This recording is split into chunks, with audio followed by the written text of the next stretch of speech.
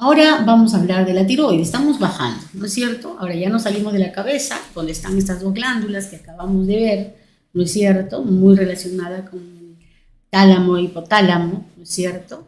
¿Ok? Ahora vamos a ver, vamos a bajar hacia el cuello, donde nos vamos a encontrar con la glándula tiroides, debajo justamente de la laringe, por encima de la parte superior de la tráquea, ¿no es cierto? Esta glándula, como ven acá, es una glándula que tiene lóbulos, dos lóbulos unidos por el istmo, esa zona que acá se llama el istmo, y en algunas tiroides se puede ver un lóbulo más que tiene forma piramidal, se llama lóbulo piramidal, ¿no es cierto? Entonces tenemos el lóbulo izquierdo, el lóbulo derecho, ¿no? Entonces, y fíjense, acá está justamente la laringe y allí la tráquea, entonces encima de la tráquea, por eso en algunos cortes de tráquea se puede ver, ¿no?, parte de la tiroides.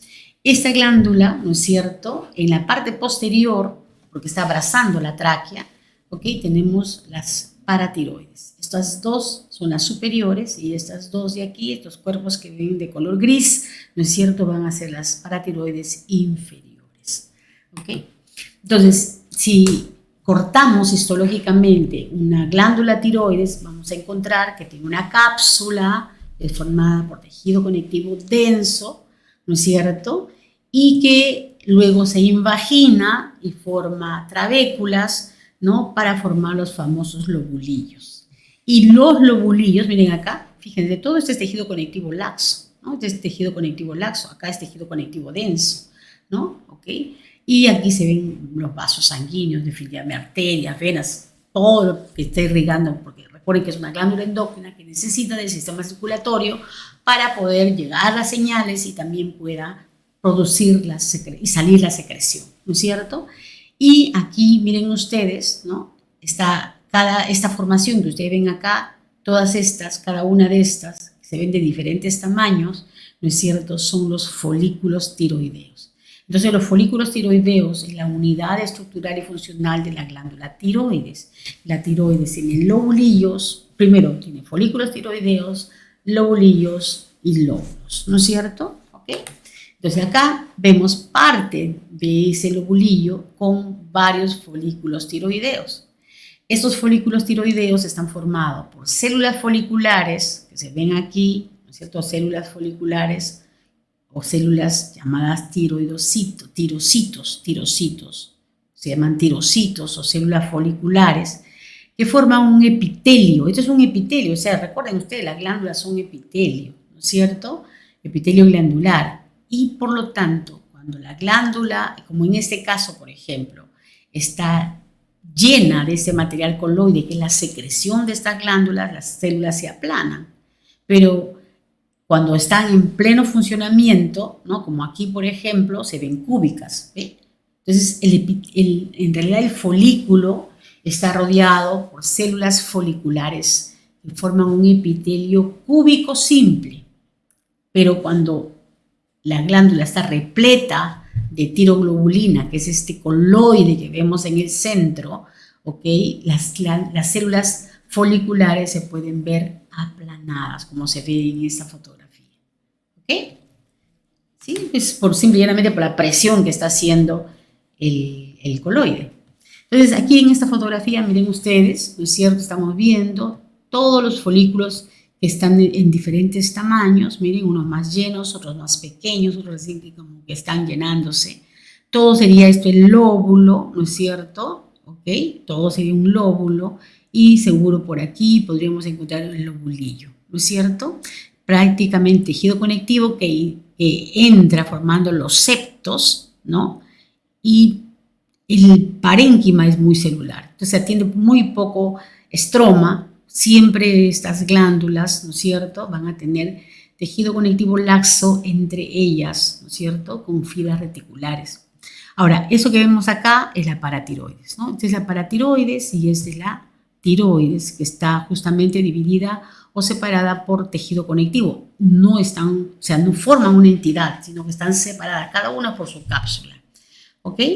Acá igual, miren, vemos un folículo, acá hay varios folículos, pero no hay mucho coloide, ¿no es cierto? ¿Ok? Más bien se ha retraído el coloide. después de que se ha fijado. Y aquí se ve muy bien el epitelio cúbico. Miren cómo se ven los tirocitos o células foliculares, se ven cúbicas, ¿no? Esas son las células que van a secretar T3 y T4, ¿ok? Ahora, además de estas células, que son las que producen la T3 y la T4, ¿ok? Estimulada por la hormona tirotropa, recuerden ustedes, vamos a encontrar estas células que se ven claritas, son más grandes, que se le llama células C, las células C, ¿no? O parafoliculares, porque están cerca al lado del folículo, no forman parte del epitelio que está rodeando al folículo, sino que están en el intersticio entre dos folículos o más folículos. Acá hay uno y aquí hay otro. Esta, ¿no es cierto?, es la que produce la calcitonina.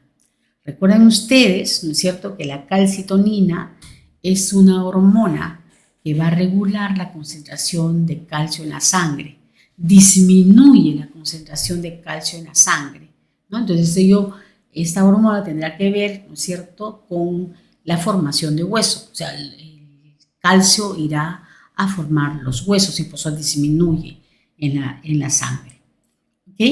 Entonces, son células que no son tan fácilmente vistas, no fácil de reconocer en un corte histológico, pero que puede ser reconocida por inmunohistoquímica o también en la microscopía electrónica, ¿no? Entonces, vamos a mirar un poquito, ¿no es cierto?, a estos tiroidocitos. Fíjense los tirocitos, o también llamadas células foliculares. Fíjense la estructura, células cúbicas con abundante retículo endoplasmático. Miren, todo esto son las cisternas de retículo endoplasmático en la parte basal, ¿no es cierto? Inclusive parte de la parte apical, pero en la parte apical podemos encontrar estos gránulos de secreción, podemos encontrar lisosomas, en esta zona hay muchos lisosomas, hay mitocondrias, ¿no es cierto? Y tienen un borde con muchos microvellos. ¿Cómo los podemos ver acá? Miren, ¿no? Muchos microvellos que inclusive vemos que están capturando material coloidal, ¿no? ¿Ok? Y acá están los lisosomas. Bien, ese es el coloide. Entonces, el coloide está formado por una molécula llamada tiroglobulina. O sea, esto es la tiroglobulina, ¿ok? Entonces, es una molécula, ¿no es cierto?, que todavía no está iodada, pero que puede unirse con el yodo para formar la triyodotironina, ¿no?, o la tetrayodotironina, pero va a empezar de cuántos yodos tenga. Es una yodotironina que se una con una diyodotironina forma una triyodotironina. Una diyodotironina que se una con otra diyodotironina forma una tetrayodotironina, ¿no es cierto? ¿Ok? Pero eso ¿el yodo de dónde viene? ¿No? Recuerden que por aquí están los capilares sanguíneos, ¿no es cierto? Acá hay transportadores especiales, ¿no?, que van a transportar el yodo, ¿no es cierto?, desde la sangre hacia la célula, ¿no? Este yodo, ¿no es cierto?, se va en general son yoduros, ¿no es cierto?, se va a oxidar, ¿no?, y va a salir en forma de yodo y se va a unir justamente a la molécula de tiroglobulina, ¿no? Entonces, una vez que le llega la señal a estas células que se necesita, ¿no?, T3 o T4, las células las van a endocitar, miren ustedes, ¿no es cierto?, las van a endocitar, ¿sí? Y luego estos lisosomas se van a encargar de separar la tiroglobulina de la T3 y de la T4. Entonces, ya pueden salir al torrente sanguíneo estas hormonas que son necesarias para el metabolismo celular. Recuerden que ya se activan el metabolismo, la tirosina principalmente, ¿no es cierto?, la T3, ¿no es cierto?, va la T4 es la tirosina. Eso tiene que ver justamente con la activación del metabolismo celular, ¿ok? Entonces, aquí vemos, miren ustedes, aquí está la célula C, o la célula llamada también parafolicular, que produce la calcitonina, ¿no es cierto? Y aquí podemos ver un poco qué pasa cuando aumenta la secreción de la calcitonina en la sangre. Acabamos de ver, ¿no es cierto?, de que disminuye la concentración de calcio en la sangre, ¿no es cierto? Disminuye la concentración de calcio en la sangre. Entonces, inhibirá al osteoclasto, ¿no? Para que el osteoclasto no esté produciendo mayor reabsorción del hueso y por lo tanto salida de calcio. Entonces va a inhibir justamente a esta célula, ¿no es cierto? ¿Ok?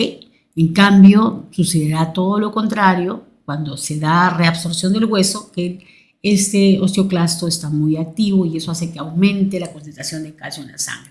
Entonces aumenta la concentración en la sangre, esta produce calcitonina y esta después inhibe a los osteoclastos. Acá se ve mejor la célula C, miren toda esta de acá, es la célula C,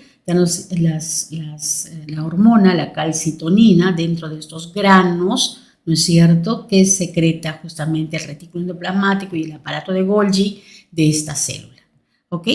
Entonces, para no pasarme a otro tema, ¿no es cierto?, quiero regresar un poco a la tiroides, ¿no es cierto? Estábamos hablando de que esta glándula, ¿no es cierto?, tiene que ver con la regulación del metabolismo. Por lo tanto, también habrá patologías relacionadas con el exceso de la función de esta glándula o con la disminución de la función de esta glándula.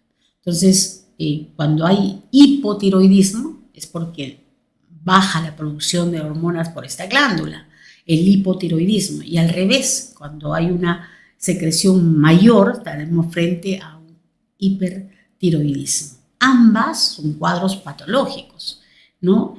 En una puede inclusive causar el bocio, cuando hay falta de yodo, por ejemplo. Cuando hay falta de yodo, entonces las células no producen la T3 ni la T4, ¿no? Entonces puede producir una atrofia, ¿no? En este caso una hipertrofia de las glándulas, ¿no? En el afán de tener más células para producir justamente más hormonas, pero sin embargo, como no hay el yodo, entonces se produce este cuadro de bocio. Eso sucede justamente en las poblaciones donde es una enfermedad que no es endémica, porque en realidad ya se ha solucionado ese problema ayudando a la sal. Entonces, cuando usamos sal yodada, pues es difícil que tengamos una falta de yodo, ¿no? Pero en algunos lugares donde falta el yodo, como antes sucedía mucho en la sierra, pues había muchos casos de bocio, que es una hipertrofia de las glándulas tiroides.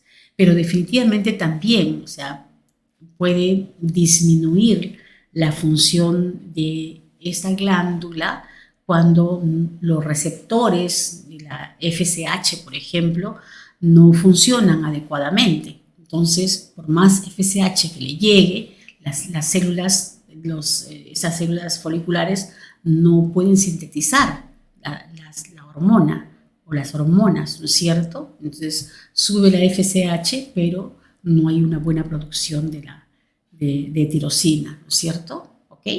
Entonces, eso es hipotiroidismo. Pero ¿no? Hay varias síndromes que tienen que ver justamente con el hipotiroidismo. Eso lo verán en patología. Ahora, y el hipertiroidismo igual, cuando hay una hipersecreción, ¿no es cierto?, de estas hormonas, también aumenta el metabolismo, ¿no? La gente se hace muy nerviosa, está hiperactiva, ¿no es cierto? Y uno de los rasgos más notorios es la xeroftalmia, ¿no? Cuando los ojos protruyen hacia la parte de adelante por el componente inflamatorio y el aumento de tejido adiposo en la parte posterior del ojo, ¿ok? Hay que tener cuidado con eso. Entonces, algo más, o sea, eso es cuando se produce hipotiroidismo e hipertiroidismo, ¿no es cierto?, en el adulto. Pero ¿qué pasa si hay un hipotiroidismo desde el nacimiento? Entonces se dan enfermedades como el cretinismo, por ejemplo, ¿no es cierto? ¿Okay? Pues una falta de desarrollo normal de todas las células, sobre todo del sistema nervioso, ¿okay? El cretinismo. Y cuando la falta de estas hormonas se da después que ya pasó la edad de la niñez, por ejemplo, está en pleno crecimiento, ¿no? Puede aparecer otras afecciones al sistema nervioso, ¿ok? Muy bien, entonces eso es la tiroides. Vamos a ver ahora otra glándula que en este caso está muy relacionada con la tiroides, que es la paratiroides. Y aquí lo vemos, miren, casi entera la paratiroides, ¿no? Rodeada por su cápsula, que es muy delgada, pero la separa muy bien de la tiroides. Aquí se ve tejido adiposo, siempre todos los órganos. Cuando uno ve en un corte histológico, lo va a ver cargado, lleno de tejido adiposo alrededor, ¿no es cierto? ¿Okay? Entonces aquí vemos dos tipos de células, ¿no? En el parénquima. El estroma también es muy pobre, ¿no? Formada por filas reticulares, ¿no? Tejido conectivo reticular. Y vamos a ver dos tipos de células. Las células principales, ¿no es cierto? Y las células oxifílicas.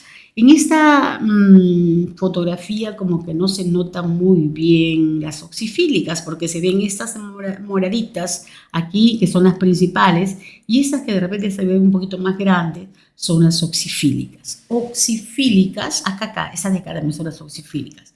Oxifílicas, ¿por qué? Porque tienen afinidad por el oxígeno.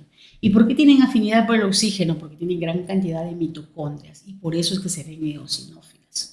¿Okay? Entonces aquí las podemos ver, miren, a mayor aumento, estas son las oxifílicas, estas de acá, miren, estas de acá, estas son las oxifílicas, de mayor tamaño que las células principales, que son estas de acá, porque son más pequeñitas, más poligonales, ¿no? Aquí se ven como más aplanadas, miren ustedes, con un citoplasma más abundante, ¿no? Y bastante eosinófilo, ¿no? Esa es la descripción de estas oxifílicas, ¿no?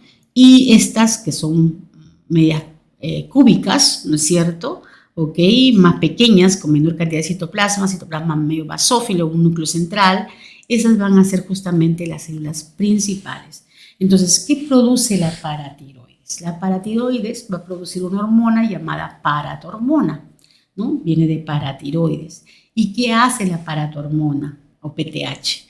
La paratormona lo que va a hacer es justamente, ¿no es cierto?, también hace el papel antagónico de la calcitonina. Entonces, esta va a aumentar la concentración de calcio en la sangre, ¿ok? Entonces, y activará a los osteoclastos, ¿no es cierto? ¿Ok? Va a activar a los osteoclastos para que haya calcio en la sangre. ¿Por qué calcio? ¿Por qué es tan importante el calcio? El calcio, recuerden ustedes, es un ion muy importante porque tiene que ver con muchas funciones que regulan, o sea, esta función, por ejemplo, la contracción muscular, ¿no es cierto? El impulso nervioso, se necesita calcio y además es hasta segundo mensajero. El calcio es un segundo mensajero, ¿ok? Entonces, miren ustedes pues la importancia del calcio y el depósito de calcio, que es el hueso, pues él es el afectado, ¿no es cierto? Los osteoclastos se van a encargar de la reabsorción y por lo tanto aumenta el calcio en la sangre. Entonces, esas son las oxifílicas que no se conoce específicamente su función, ¿ok? Entonces, miren acá. Acá tenemos justamente células principales, ¿no? Y acá las oxifílicas. Fíjense, la estructura es totalmente diferente. Las oxifílicas ricas en mitocondrias, algo de retículo endoplasmático y aparato de Golgi, pero esta de acá, ¿no es cierto? Es la célula principal que va a tener justamente, ¿no es cierto?, un receptor que va a estar sensando la concentración de calcio en la sangre, ¿no? Y es un receptor relacionado con la proteína G. Recuerden que la proteína G, ¿no?, va a activar a la adenilatosa ciclasa para formar el AMP cíclico que funcionaría como un segundo mensajero. ¿Okay? Tenemos gránulos de glucógeno, retículo endoplasmático, donde se sintetiza, ¿no es cierto?, la hormona que primero está en forma de un propéptido, ¿no?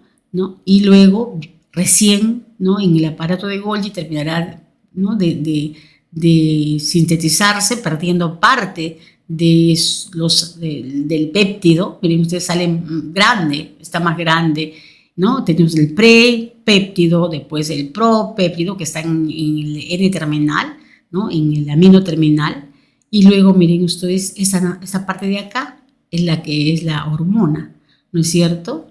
¿Ok? Y se descinde, miren, uno de los pasos, se descinde la preparatormona, luego se escinde la proparatormona y finalmente tenemos la PTH, que es la hormona activa, ¿ok? Y que va a salir por exocitosis de estas células hacia el torrente sanguíneo. No nos olvidemos que son glándulas endocrinas y por lo tanto no tienen conducto excretor.